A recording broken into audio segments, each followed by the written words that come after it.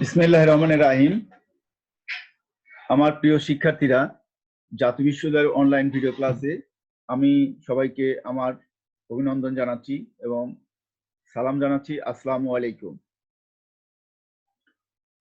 আমি আজকের এই ক্লাসে তোমাদেরকে অভিনন্দন জানাচ্ছি এবং আমার ক্লাসটি শুরু করছি। আশা করি তোমরা খুব ভালোভাবেই উপলব্ধি করবে এবং উপভোগ করবে এবং ক্লাসগুলো করার পর পরীক্ষাতে অনেক ভালো করতে পারবা, সেই প্রত্যাশা রেখে আমি আমার ক্লাসের যাত্রা শুরু করছি। Welcome to online video class, video lecture, National University, Bangladesh, www.nu.ac.bd.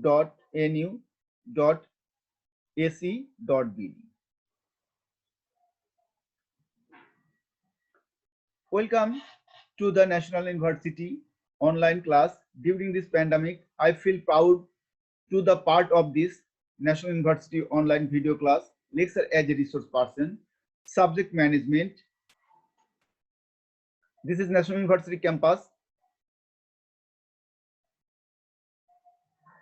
Program BBA Honors 4th year, course code 242615, name of course Bangladesh Economy, lecture nom 09, title of the lecture Industrial Development of Bangladesh, presented by Nurul Alam, Associate Professor, Management, Government Edward College, Pabna. Email nur91pab@gmail.com.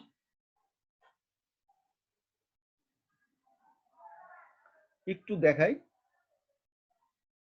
যে এই যে শ্রমিকরা কাজ করছে, এটা garments industry বাংলাদেশের large scale যেটা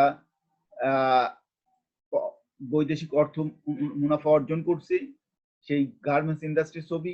এই যে আমাদের একটা এগুলো ফুলের টপ, কুটির শিল্প, মাটির শিল্প, মৃৎশিল্প, এর একটা কারখানা, বাংলাদেশের শিল্প উন্নয়ন। এই যে সূর্যটা দেখছো, যে ঘন কুয়াশা মেঘ সব কেটে যাচ্ছে, একবার আলোক ঝলমল একটা সূর্য শিল্প অঞ্চলে হবে, একটা শিল্পোন্নত দেশ হবে, সেই প্রত্যাশা রেখে আমি আমার আজকের ক্লাসে যাত্রা শুরু করছি। বাংলাদেশের শিল্প উন্নয়ন, বাংলাদেশের শিল্প উন্নয়ন এ নিয়ে আজকের আলোচনা। আমরা জানি বাংলাদেশ অর্জিত হয়েছে লাল সবুজের এক পতাকা পেয়েছি, আর এই লাল সবুজের পতাকা এনে দিয়েছে মহান মুক্তিযোদ্ধারা। সেই মহান মুক্তিযোদ্ধাদের প্রতি বিনম্র শ্রদ্ধা রেখে আজকের ক্লাসে আমি শুরু করছি। This is Nurul Alam. তোমরা জানো এটাই আমার ছবি এবং এটাই আমি আজকের ক্লাসের আমাদের যে শিখন ফল আছে সেটা কি কি আছে সেটা আমরা জানি, বা ক্লাস শেষে আমরা কি কি করব সেটা আমরা জানবো এবং জানার পরে আমাদের ক্লাসের যাত্রা শুরু করব। করোনাকালীন শিক্ষা কার্যক্রম চলমান রাখার স্বার্থে জাতীয় বিশ্ববিদ্যালয়ের উদ্যোগে অনলাইন ক্লাসে সংযুক্ত হতে পেরে আমি আনন্দিত। সবাইকে স্বাস্থ্যবিধি মেনে চলার আহ্বান জানাচ্ছি।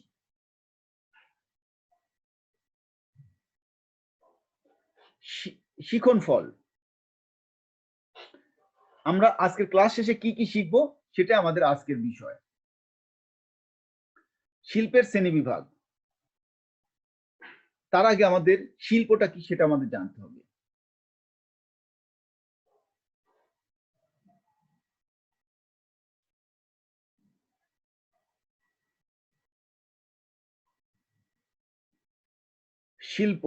শিল্পের শ্রেণীবিভাগ জানবো। বাংলাদেশের অর্থনীতিতে শিল্পের গুরুত্ব,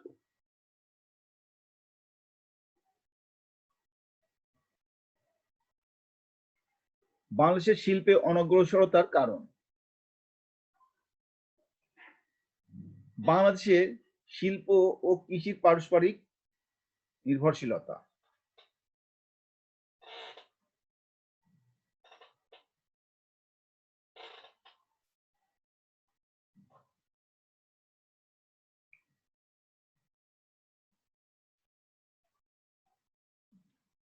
বাংলাদেশে কোন ধরনের শিল্প স্থাপনে অগ্রাধিকার দেওয়া উচিত।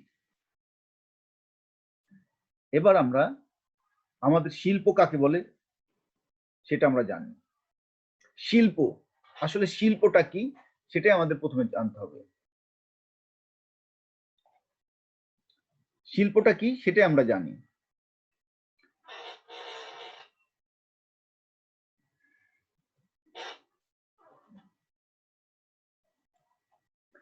একটি পণ্য উৎপাদনে যতগুলো ফার্ম বা প্রতিষ্ঠান নিয়োজিত থাকে তাদের সবগুলোর সমষ্টি হলো শিল্প। তাহলে শিল্পটা কি?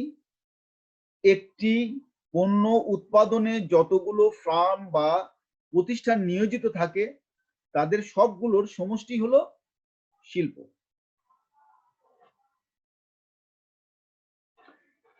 এবার আসি, যেমন বাংলাদেশ সবগুলো কাগজ উৎপাদনকারী প্রতিষ্ঠানের সমষ্টি হলো কাগজ শিল্প। তাই যদি হয় তাহলে আমরা যতগুলি সার উৎপাদনকারী প্রতিষ্ঠান আছে সেগুলি সার শিল্প, যতগুলি কাগজ উৎপাদনকারী শিল্প প্রতিষ্ঠান আছে সবগুলি মিলে কাগজ শিল্প, যতগুলি তৈরি পোশাক উৎপাদনকারী প্রতিষ্ঠান আছে তৈরি পোশাক শিল্প। এটা মনে হয় আমরা বুঝতে পারছি যে আসলে শিল্প কি বা শিল্প কাকে বলে।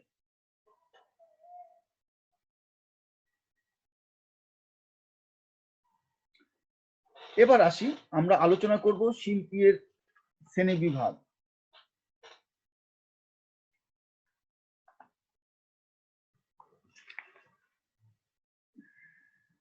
আমরা শিল্পর শ্রেণী বিভাগ কাকে বলে সেটা নিয়ে আমরা আলোচনা করব এখন। আমরা জানি শিল্প অনেক ধরনের শ্রেণী বিভাগ আছে, অনেক ধরনের আছে। সেই শ্রেণী বিভাগগুলি কি কি আছে সেগুলি নিয়ে আমরা আলোচনা করি। আকার অনুযায়ী, অবশ্যই শিল্পের আকার অনুযায়ী কিছু শ্রেণী বিভাগ আছে।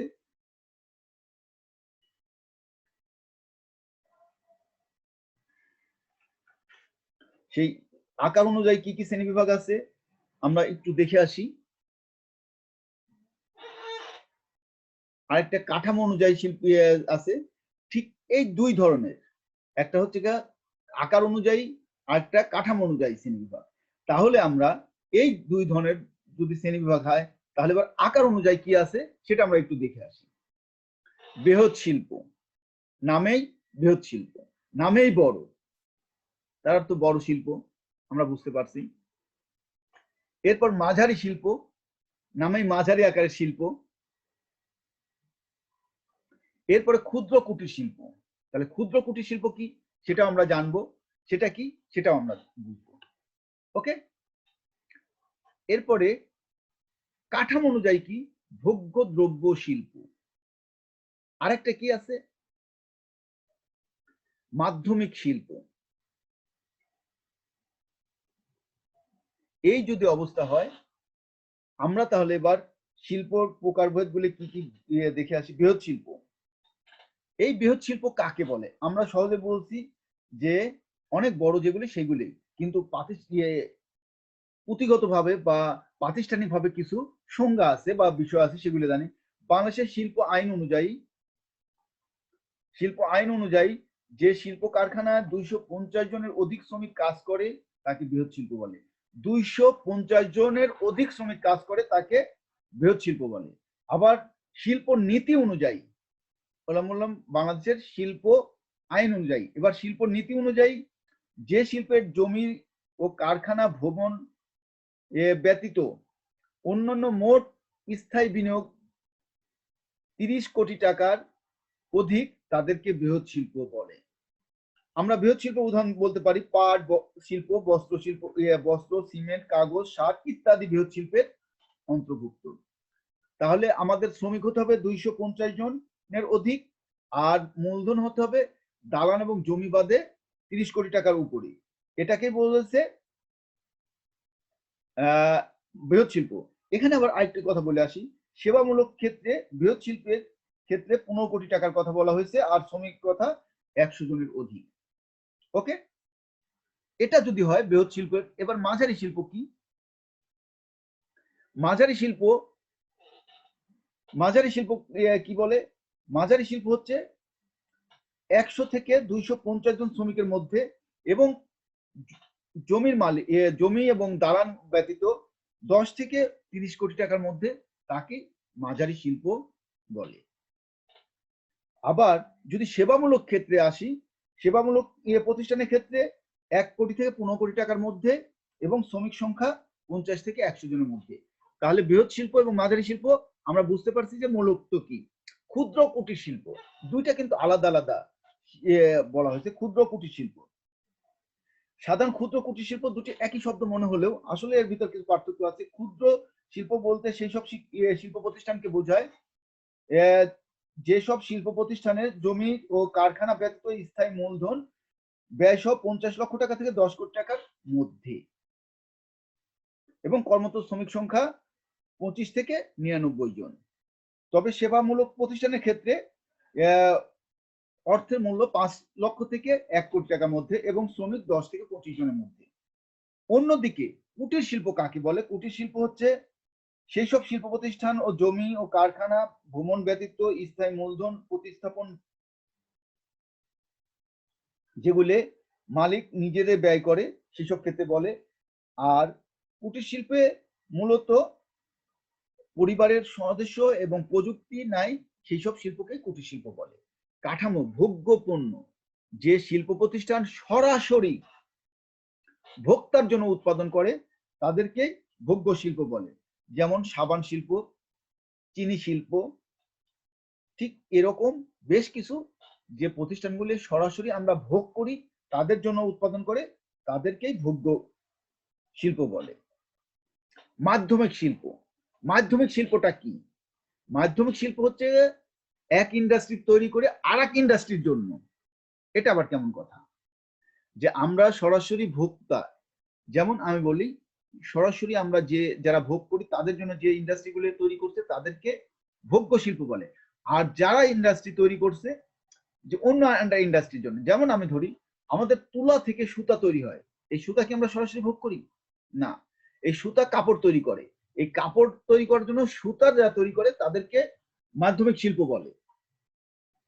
মাধ্যমিক শিল্প তাদেরকে বলে।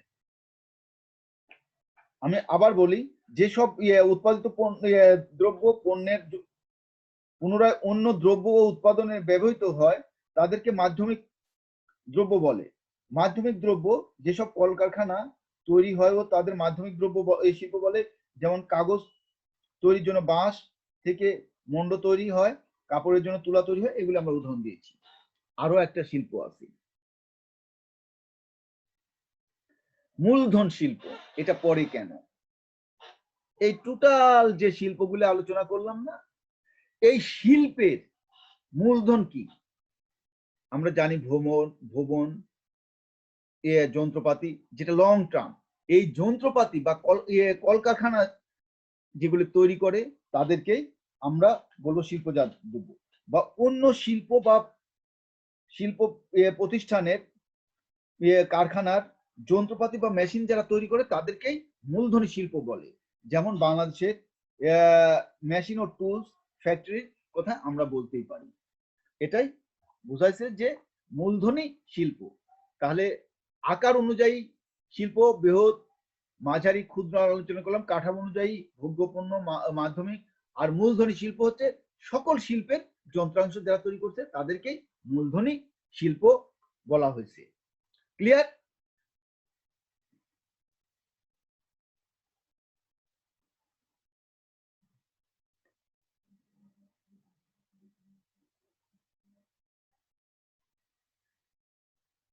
বাংলাদেশের অর্থনীতিতে শিল্পের গুরুত্ব, আসলে বাংলাদেশের অর্থনীতিতে শিল্পের গুরুত্ব কতটুকু সেটা নিয়ে আমাদের আলোচনা করতে হবে।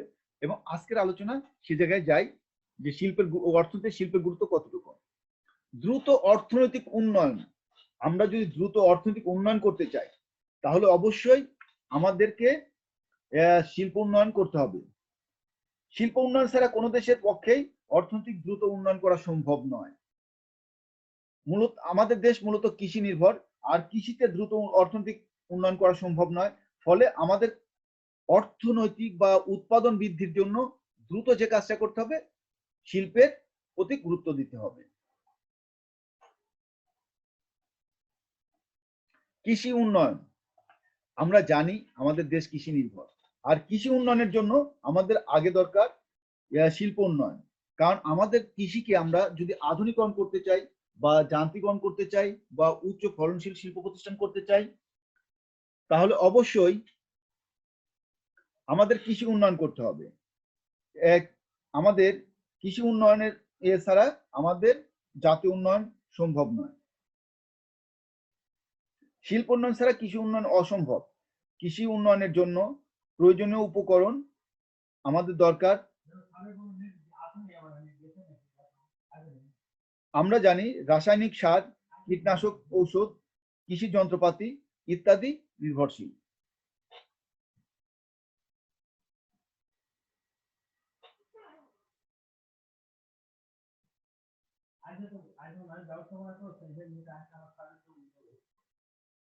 জাতীয় আয় মাথা পিছু আয় বৃদ্ধি।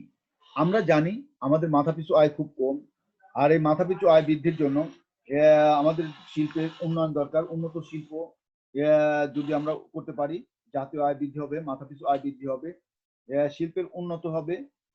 এভাবে আমরা উন্নত শিল্পে পৌঁছালে আমাদের মাথা পিছু আয় বৃদ্ধি পাবে। দক্ষ শ্রমিক সৃষ্টি। আমাদের দক্ষ শ্রমিক যদি সৃষ্টি করতে চাই, তাহলে আমাদের শিল্প দরকার। আমাদের বাংলাদেশের দক্ষ শ্রমিকের খুবই অভাব, অদক্ষ শ্রমিকের উৎপাদন ক্ষমতা কম। এই জন্য দ্রুত শিল্প উন্নয়নের জন্য দক্ষ শ্রমিক দরকার। পর্যাপ্ত দক্ষ শ্রমিকের যোগানের অপরিহার্য শর্ত। শিল্প প্রতিষ্ঠান গড়ে তোলার জন্য আমাদের শ্রমিকের যোগানও বাড়াতে হবে এবং দক্ষ শ্রমিক সৃষ্টি করতে হবে এবং বাড়াতে হবে এবং প্রশিক্ষণ দিতে হবে। বেকার সমস্যা হ্রাস। আমাদের জনসংখ্যা যেহেতু বৃদ্ধি পাচ্ছে, কৃষি জমির স্বল্পতা, কৃষিতে প্রযুক্তি পরে কৃষি শ্রমিকের কমে যাচ্ছে, ফলে আমাদের বেকার সমস্যা বেড়ে যাচ্ছে। এই বেকার সমস্যা দ্রুত সমাধান করার জন্য আমাদেরকে অবশ্যই শিল্পের গুরুত্ব দিতে হবে। কৃষির যান্ত্রিকরণ। আমরা যদি কৃষি যান্ত্রিকরণ করতে চাই, বাংলাদেশ কৃষি প্রধান দেশ, জমির উৎপাদন ক্ষমতা বাড়াতে চাই, খাদ্য সমস্যা দূর করতে চাই, খাদ্যের স্বয়ংসম্পূর্ণতা অর্জন করতে চাই, আমাদের কৃষিতে অবশ্যই যান্ত্রিকরণ করতে হবে। কৃষক চাষ থেকে শুরু করে কৃষক ঘরে তোলা পর্যন্ত সবকিছুতেই যান্ত্রিকরণ করতে হবে।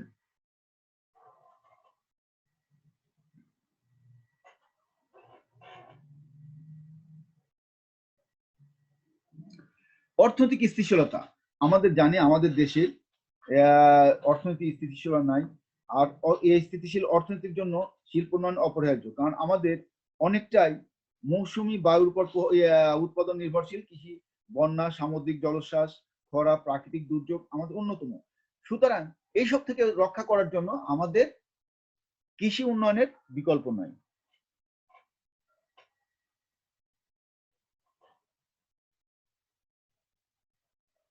প্রাকৃতিক সম্পদের সুষ্ঠু ব্যবহার। আমাদের প্রাকৃতিক সম্পদে ভরপুর, আর এই প্রাকৃতিক সম্পদের যদি আমরা ব্যবহার করতে পারি শিল্পে, বিশেষ করে যেমন পর্যটন শিল্পে, তাহলে আমাদের অর্থনৈতিক উন্নতি হবে, জীবনধারার মান উন্নয়ন হবে, মাথাপিছু আয় বাড়বে, কর্মসংস্থান বৃদ্ধি হবে।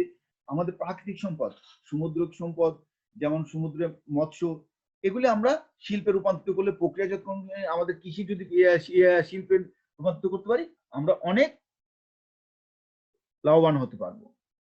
শক্তিশালী প্রতিরক্ষা ব্যবস্থা। প্রতিরক্ষা বলতে এখানে যেটা বোঝাইছে সেটা হচ্ছে আমাদের অর্থনৈতিকভাবে প্রতিরক্ষা রাখতে হবে। আমাদের প্রতিরক্ষা ব্যবস্থা যদি শক্তিশালী হয় এবং সুদৃঢ় হয়, তাহলে বিপুল পরিমাণ অস্ত্রশস্ত্র আমরা ক্রয় করতে পারবো এবং দেশকেও বিভিন্ন দুর্যোগ থেকে আমরা রক্ষা করতে পারবো।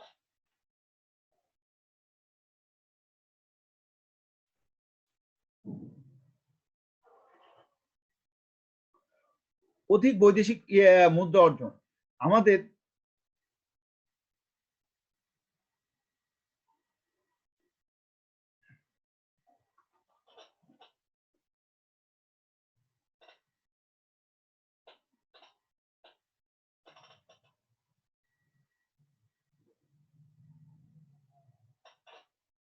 অধিক বৈদেশিক মুদ্রা অর্জন। অধিক বৈদেশিক মুদ্রা অর্জন। আমরা জানি আমাদের বৈদেশিক মুদ্রা অর্জনের জন্য শিল্পে বিভিন্ন রপ্তানি আছে, আর রপ্তানির মাধ্যমে আমরা প্রচুর বৈদেশিক মুদ্রা অর্জন করতে পারবো।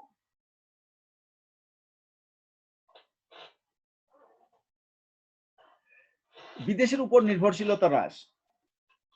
আমরা বিদেশের উপর বিদেশের উপর যে নির্ভরশীল আছি, আমদানি নির্ভর, আমাদের বিলাসী পণ্য, খাদ্য, প্রচুর কিছু আমরা বিদেশের উপর নির্ভর করি। আর এই বিদেশের উপর যাতে আমরা নির্ভরশীল না হই, এই জন্য অধিকাংশ প্রয়োজনীয় শিল্পজাত দ্রব্য বিদেশ থেকে আমদানি করতে হয় এবং অধিকাংশ শিল্প প্রতিষ্ঠান গড়ে ওঠার আমদানি হ্রাস পাবে আমাদের শিল্প প্রতিষ্ঠানের জন্য দরকার। লেনদেনের ভারসাম্যের উন্নতি, আমাদের অবশ্যই লেনদেনের ভারসাম্য উন্নতি করতে হবে এবং আমরা যদি লেনদেনের ভারসাম্য উন্নতি করতে পারি তাহলে অবশ্যই আমরা রপ্তানি যদি বাড়াতে পারি তাহলে আমদানি কমবে, আর আমদানি কমলে আমাদের অবশ্যই ভারসাম্য লেনদেনের ভারসাম্য কমবে। আমরা জানি আমাদের আমদানির রপ্তানির চেয়ে আমদানির পরিমাণ অনেক বেশি, এটাও অনেক কমবে।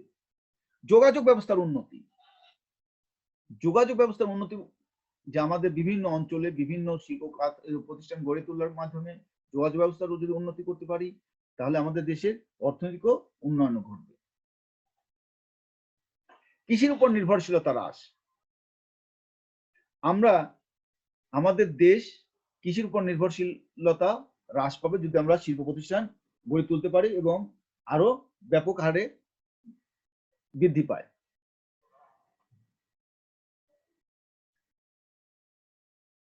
জীবনযাত্রার মান উন্নয়ন, আমাদের যদি এই যেগুলো আলোচনা করলাম তাহলে অদক্ষ শ্রমিক যদি দক্ষ হয়, তারপর বেকার সমস্যা যদি দূর হয়, কৃষির উপর যদি নির্ভরশীলতা কমে তাহলে অটোমেটিক আমাদের জীবনযাত্রা আয় বাড়বে এবং জীবনযাত্রার ব্যয়ও বৃদ্ধি পাবে।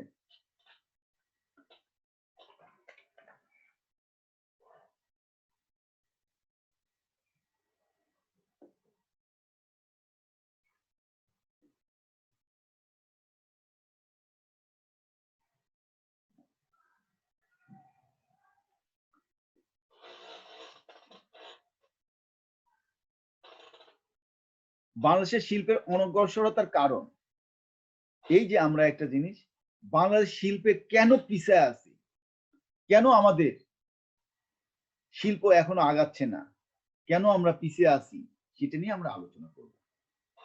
আমাদের শিল্প প্রতিষ্ঠানের সমূহ বা শিল্পগুলি কেন এত পিছিয়ে আছে, কেন সমস্যা আছে, সেটা নিয়ে আমাদের আজকের আলোচনা। দেখো, আমরা শিল্পে কিন্তু এখনো ভালোভাবে আগাতে পারি নাই, উন্নত জায়গায় যেতে পারি নাই।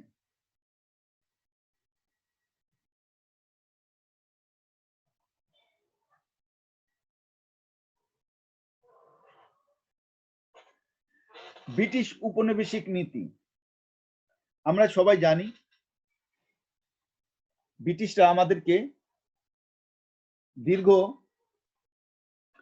200 বছর শাসন করছে, আর এই শাসনের সময় তারা আমাদের শিল্প প্রতিষ্ঠান গড়ে উঠুক সে দিকে খেয়াল করেনি। তারা তাদের বিষয়গুলি প্রাধান্য দিয়েছে, এমনকি তাদের শিল্প উন্নয়নের জন্য আমাদের যে মুসলিম জগৎ বিখ্যাত মুসলিম তাঁত এবং ওই সময় তাঁতের যে ছিল তারা যাতে ওই কাজ না করে তাদের হাত কেটে দিয়েছে, এমনকি অনেক সময় তাদেরকে মেরেও ফেলেছে, খুন করেছে। ঠিক সেইভাবে তাদের শিল্প প্রচলনের জন্য আমাদের শিল্পকে ধ্বংস করেছে। সেই উপনিবেশিক ব্রিটিশরা যে শিল্প নীতি করে গেছে সেখান থেকে এখনো আমরা বের হয়ে আসতে পারি নাই, যার ফলে আমাদের শিল্প কারখানাও প্রতি আমাদের অনাগ্রহ এবং আমরাও মানসিকভাবে এখনো শিল্প প্রতিষ্ঠান গড়ে তুলতে হবে, শিল্পপতি হতে হবে, আমাদের উদ্যোক্তা হতে হবে, সেখানে আমরা পৌঁছাতে পারি না। বিধায় আমাদের অবস্থাটা এখনো সেই ব্রিটিশদের ওই অবস্থায় আছে।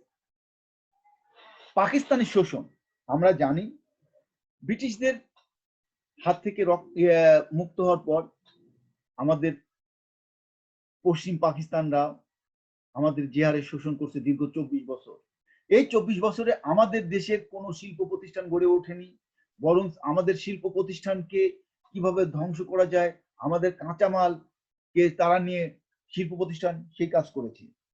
আমরা এই 24 বছরে যে দেশ বিভাগের পর শিল্পের যে উন্নয়ন সেটাও হয়নি, আমাদের এটাও শিল্পের অনগ্রসরতার অন্যতম কারণ। মূলধনের অভাব, আমাদের দেশে মূলধনের অনগ্রসরতার অন্যতম কারণ হলো যে আমরা জানি যে আমাদের মূলধনের বেশ ব্যাপক স্বল্পতা আছে। আমাদের দেশের দারিদ্র দুষ্ট চক্র থেকে আমরা এখনো বের হতে পারি নাই বিধায় আমাদের মূলধনের আয় কম, জাতীয় মাথাপিছু আয় কম, সঞ্চয় কম, ফলে আমাদের স্বল্পতার কারণে মূলধনের অভাব। আর এই মূলধনের অভাবের কারণে উদ্যোক্তারাও তাদের দক্ষতা প্রমাণ দিতে পারছে না।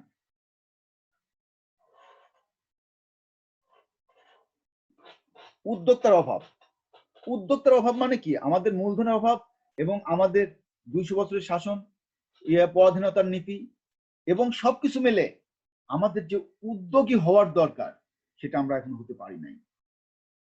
আমাদের মানসিকতা এখনো সেই ব্রিটিশদের শোষণের ভিতরে আছি, মূলধনের অভাব আছে, সবকিছু মিলে আমাদের প্রচন্ড উদ্যোক্তার শ্রেণীর অভাব আছে। শক্তি সম্পদের অভাব। শক্তি সম্পদ কি? আমাদের শক্তি সম্পদ বলতে কয়লা, তেল, এই জাতীয় যেগুলো আমাদের শিল্প প্রতিষ্ঠানের বিদ্যুৎ এগুলো সরবরাহ করে থাকে, সেই সম্পদের আমাদের আছে। কারখানা পরিচালনার জন্য শক্তি সম্পদের দরকার, আর শক্তি সম্পদের যথেষ্ট অভাব রয়েছে আমাদের দেশে। যে পরিমাণ কয়লা বা তেল বা বিভিন্ন জিনিস পাওয়া দরকার বা পানি বিদ্যুতের যথেষ্ট, তাছাড়া পানি বিদ্যুতের অভাব আছে। এইভাবে আমাদের সম্পদের বেশ সমস্যা আছে।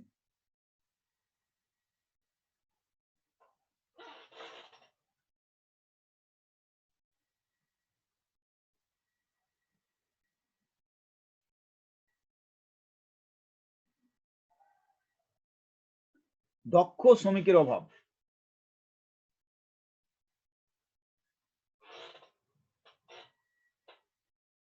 আমরা জানি আমাদের দেশে যে দক্ষ শ্রমিক দরকার, আমাদের শ্রমিকরা অধিকাংশ অশিক্ষিত, কুসংস্কার, তাদেরকে প্রশিক্ষণ নিতে হবে।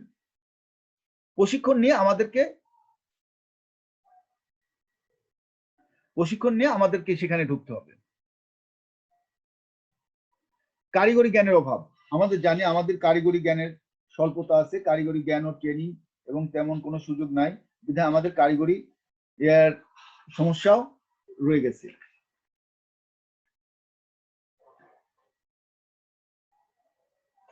বৈষম্যমূলক শিল্প নীতি। আমাদের যে শিল্প নীতি আছে সেটার মধ্যে অনেক বৈষম্য আছে। এই বৈষম্য শিল্প নীতির কারণে আমাদের শিল্প প্রতিষ্ঠানও গড়ে উঠছে না। যেমন আমরা যদি বলি কোনো অঞ্চলে শিল্প প্রতিষ্ঠানের জন্য বা কোনো শিল্পের জন্য অধিক গুরুত্ব দেওয়া হচ্ছে বা তাদের ট্যাক্স ফ্রি দেওয়া হচ্ছে,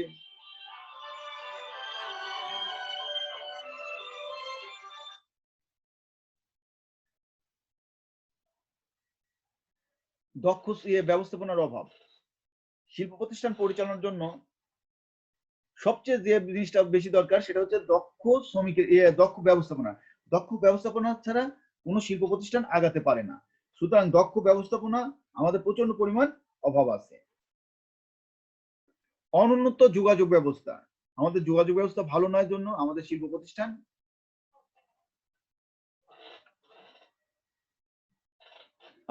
প্রতিষ্ঠান গড়ে উঠছে না। সুস্থ পরিকল্পনার অভাব। আমাদের পরিকল্পনা যেটা দরকার যথাযথ পরিকল্পনা নাই বিধায় আমাদের শিল্পে অগ্রসর হতে পারছে না। বৈদেশিক মুদ্রার অভাব। আমাদের যে শিল্প প্রতিষ্ঠান বা যন্ত্রপাতি ক্রয়ের জন্য যে শিল্প প্রতিষ্ঠান যে টাকা পয়সা দরকার সেই পরিমাণ আমাদের প্রচন্ড পরিমাণ অভাব আছে। শিল্প বিরোধ। আমরা জানি আমাদের দেশে শ্রমিকদের মধ্যে অসন্তোষ প্রায় লেগে থাকে এবং শ্রমিক মালিক এবং শ্রমিক বিভিন্ন প্রতিষ্ঠানের সাথে অপ্রতিযোগিতা, এই শিল্প বিরোধ আমাদের লেগেই থাকে। রাজনৈতিক অস্থিতিশীলতা। আমাদের রাজনৈতিক স্থিতিশীলতা নেই বিধায় আমরা এখনো আমাদের কাঙ্ক্ষিত জায়গায় আমরা পৌঁছাতে পারছি না। কাঁচামাল রপ্তানি প্রবণতা। আমাদের যে মূল বিষয় যে আমাদের কৃষি নির্ভর শিল্প, যেমন আমরা কাঁচা পাট রপ্তানি করতে চাই, ঠিক এরকম আমাদের শিল্পে না দিয়ে আমরা কাঁচা পণ্যই বা কাঁচা দ্রব্যই যেমন চামড়া আমরা রপ্তানি করি।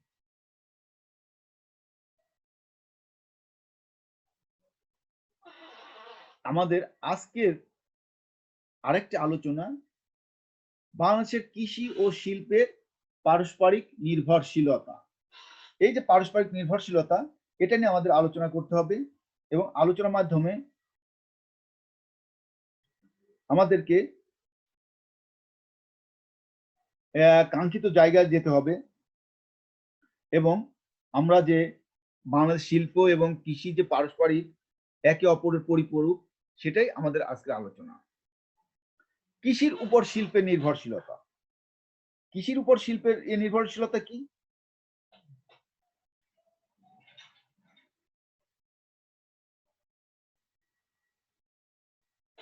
কৃষির উপর শিল্পের যে নির্ভরশীলতা, সেটা আমাদেরকে কি আলোচনা করে বা কি, সেটা নিয়ে আলোচনা করতে হবে।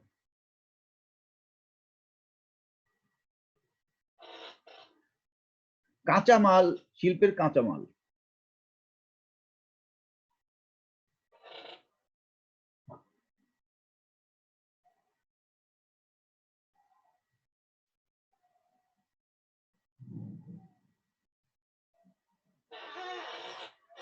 শিল্পের কাঁচামাল, আমরা শিল্পের কাঁচামাল যেটা আমাদের অধিকাংশ শিল্প প্রতিষ্ঠান গড়ে উঠছে কৃষি নির্ভর। আর এই কৃষির কাঁচামালগুলি শিল্প প্রতিষ্ঠান ব্যবহার করছে, যেমন চিনি শিল্প। আমাদের যেসব অঞ্চলে আখ বেশি, উত্তর অঞ্চলে আখ বেশি, চিনি শিল্প গড়ে উঠছে। সিলেট অঞ্চলে চা বেশি, চা গড়ছে। রাজশাহী অঞ্চলে রেশম বেশি, রেশম গড়ে উঠছে। তাহলে কাঁচামালের উপর নির্ভরশীলতা। আমরা জানি আমাদের বহুল প্রথম যেটা আমের জুস, প্রাণ, এটা কিন্তু এই অঞ্চলে বেশি, বিধায় আমাদের কিন্তু গড়ে উঠছেও বেশি ভালো। শিল্পের যন্ত্রপাতি আমদানি। শিল্পের যন্ত্রপাতি আমদানি মানে আমরা যদি যে কৃষির উপর আমাদের শিল্পের যে যন্ত্রপাতি, আমরা যদি সেটা আমদানি করতে চাই, তাহলে অবশ্যই আমাদেরকে সেইভাবে আগাতে হবে এবং শিল্পের যন্ত্রপাতি আমাদের ক্রয় করতে হবে। এবং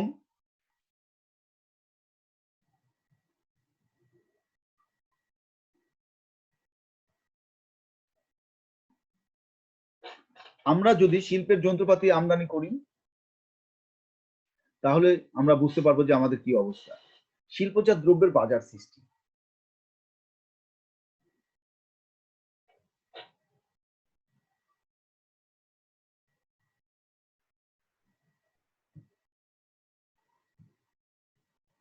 শিল্পজাত দ্রব্যের বাজার সৃষ্টি।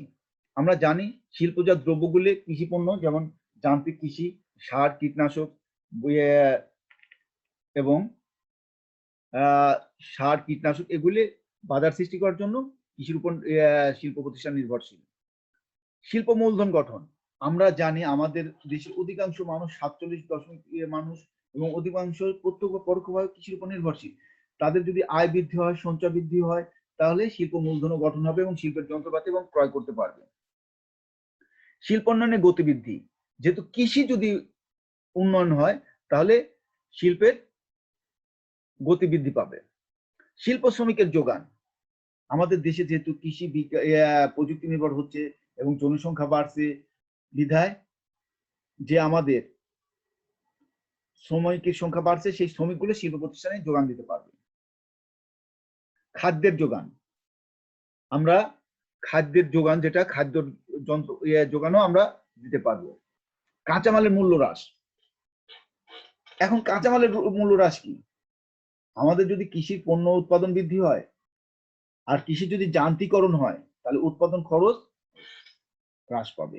তাহলে শিল্প প্রতিষ্ঠানও কম টাকায় কাঁচামাল ক্রয় করতে পারবে।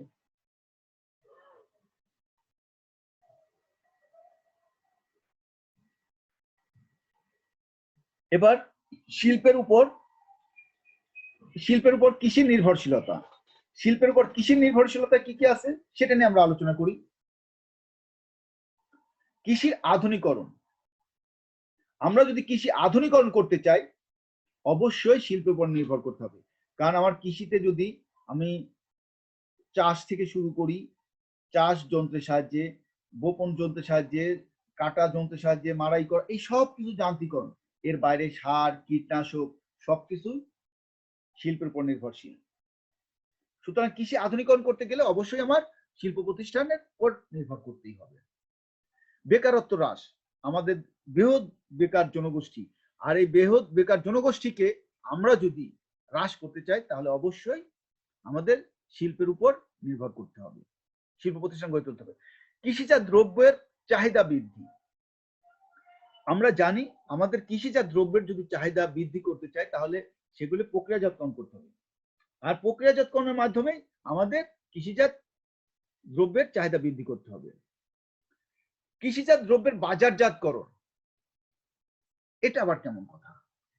হ্যাঁ, এটা হচ্ছে বড় একটা কথা, যে আমাদের কৃষি পণ্য, যেমন আমরা আমের জুসের কথা যদি বলি, লিচুর জুসের কথা বলি, বা এই যে আমাদের কৃষি পণ্য বিভিন্ন প্রক্রিয়াজাতকরণের মাধ্যমে হিমায়িত করে আমরা যদি সেটা সংরক্ষণ করতে পারি, বাজারজাত করতে পারি, আন্তর্জাতিক বাজার দখল করতে পারবো এবং আমাদের অনেক বৃদ্ধি পাবে।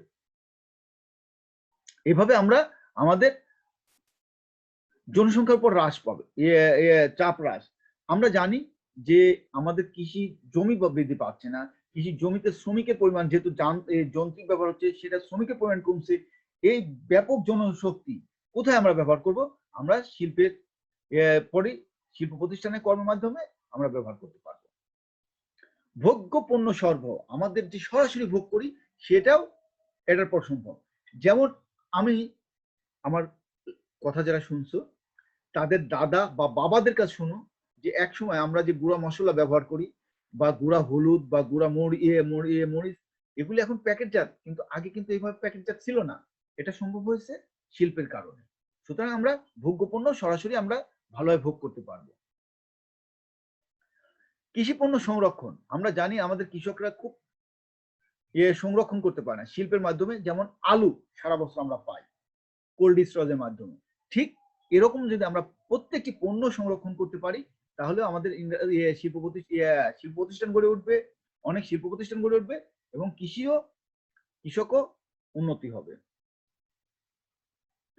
স্বল্প মূল্যে কৃষি উৎপাদন, স্বল্প মূল্যে কৃষি উপাদান সংগ্রহ, শিল্পের প্রতিষ্ঠান যদি বেশি বাড়ে তাহলে শিল্পের যে যান্ত্রিকরণ, কীটনাশক এসব স্বল্প মূল্যে পাবো। এভাবে আমরা আমাদের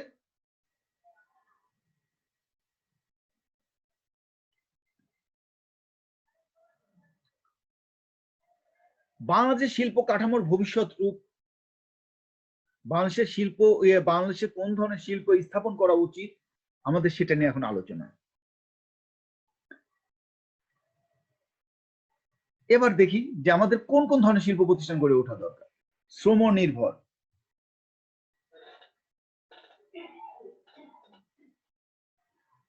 আমরা জানি আমাদের জনসংখ্যা অনেক, আমাদের যেসব প্রতিষ্ঠান শ্রম নির্ভর সেসব শিল্প প্রতিষ্ঠান গড়ে ওঠা দরকার। যেমন আমরা ইতিমধ্যে অলরেডি গার্মেন্ট শিল্প বা তৈরি পোশাক শিল্প বা রপ্তানি পণ্য, সেগুলি আমরা আমাদের শ্রম দিয়ে আমরা সারা বিশ্বে একটা অবস্থান করে নিয়েছি, আমাদের অর্থনৈতিক চাকা পরিবর্তন করতে পেরেছি এবং আমাদের অর্থনীতিকে অনেক আগায় নিয়ে গেছি। ঠিক এই জন্য আমাদের শ্রম নির্ভর শিল্প প্রতিষ্ঠান গড়া দরকার।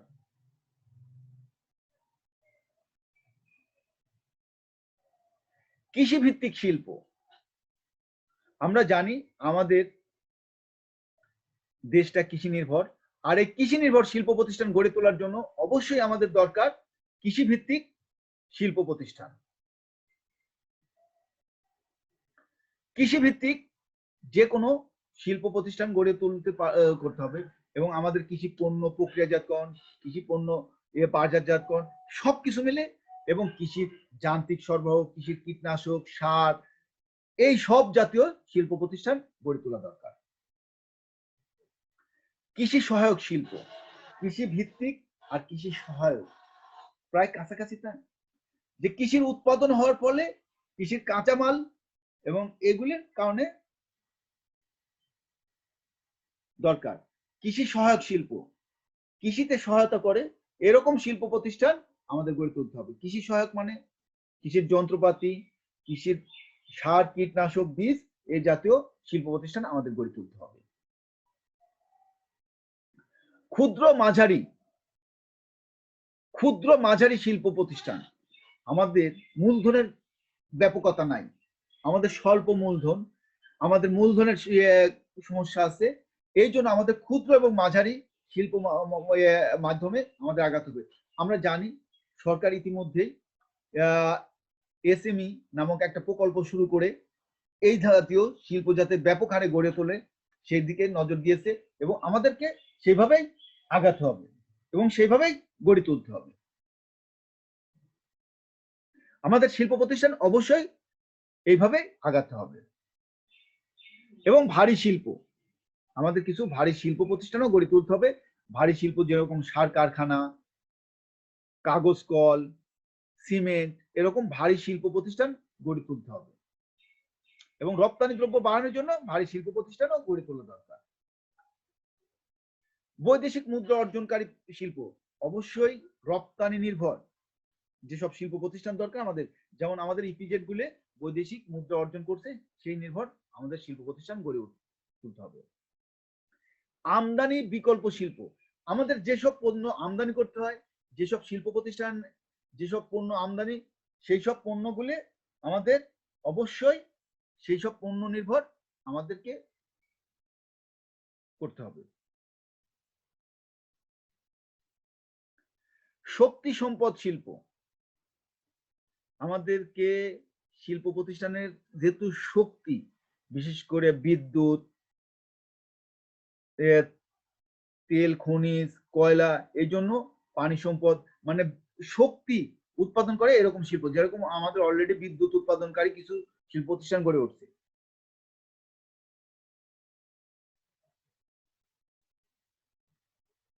নিরাপত্তা বিধানকারী শিল্প, অবশ্যই আমাদেরকে নিরাপত্তা বিধান করে বা নিরাপত্তা প্রদান করে সেরকম শিল্প প্রতিষ্ঠান, যেমন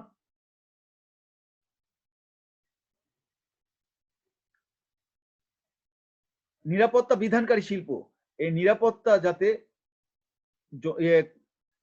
তৈরি করে, যেরকম আমাদের অস্ত্র তৈরি কারখানা, এরকম কিছু প্রতিষ্ঠান আমাদের গড়ে তুলতে হবে। পরিবেশ বান্ধব শিল্প, অবশ্যই আমাদের পরিবেশের যাতে সারা বিশ্ব যে সময় এখন পরিবেশের নিয়ে আলোচনা চলছে, এই সময় পরিবেশ দূষণ করে এরকম কোনো শিল্প প্রতিষ্ঠান আমরা গড়বো না। আমরা পরিবেশ বান্ধব গ্রিন ইন্ডাস্ট্রি আমরা তৈরি করব।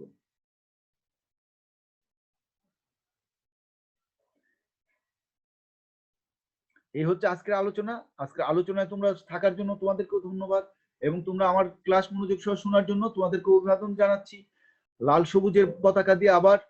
এবং তোমাদের অভিনন্দন জাতীয় বিশ্ববিদ্যালয়ের অনলাইন ক্লাসে সবাই যথাযথভাবে উপস্থিত থাকার জন্য সবাইকে ধন্যবাদ, এবং সবাই ভালো থাকবে।